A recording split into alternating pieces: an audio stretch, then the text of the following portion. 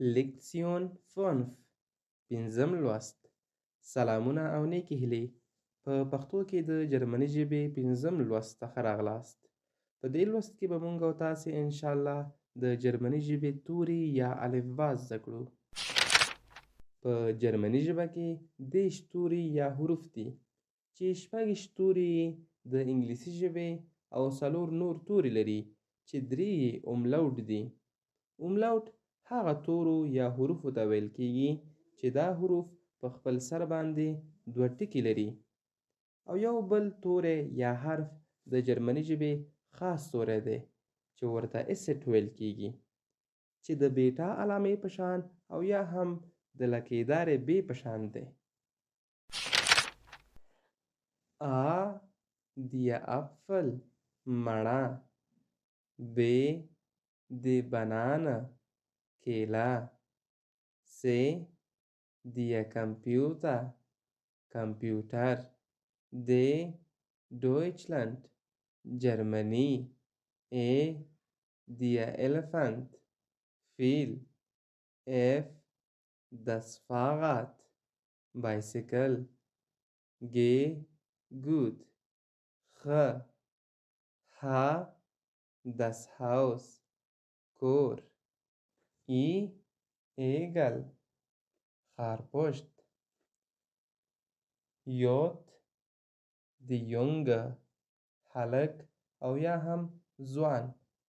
د جرمني ژبې یو توری چې انګلیسي کې ورته جی ویل کېږي په جرمني ژبه کې د یا او یا هم د انګلیسي ژبې د وای توري په شان غږ ورکوي.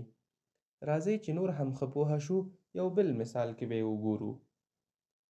Die Jacke کرتۍ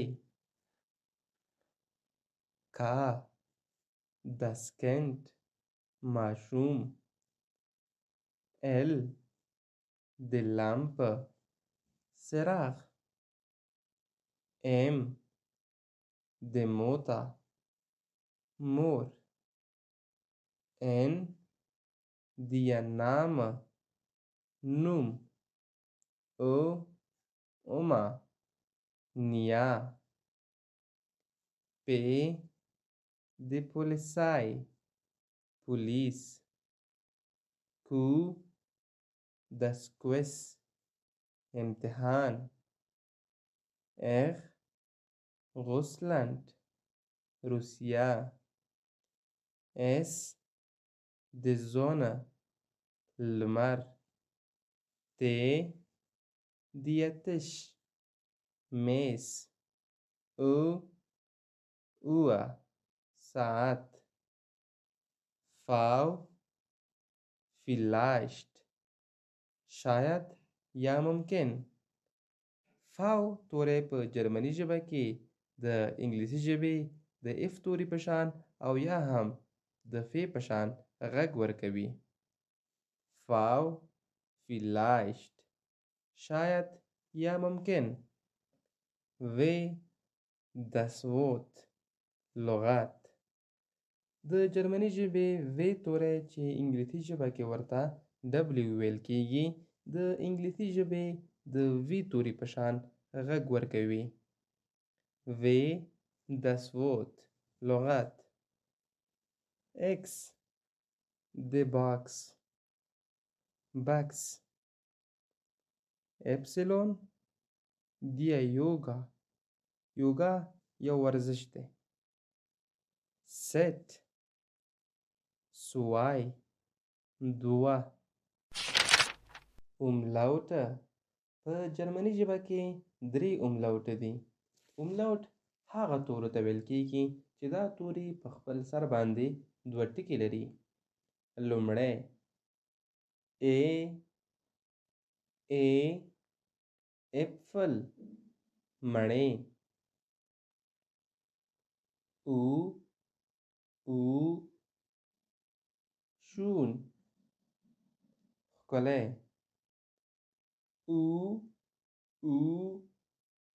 üben تمرین.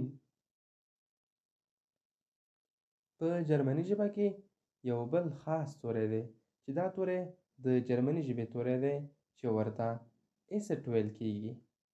اسټ د بیټا علامې په شان او یا هم د لکهدارې بي په شان دی. د اسټ غږ د پښتو د سې په شان غږ ورکوي، لکه اشتغاسه، اشتغاسه. اشتغاسه سړک ته ویل کیږي.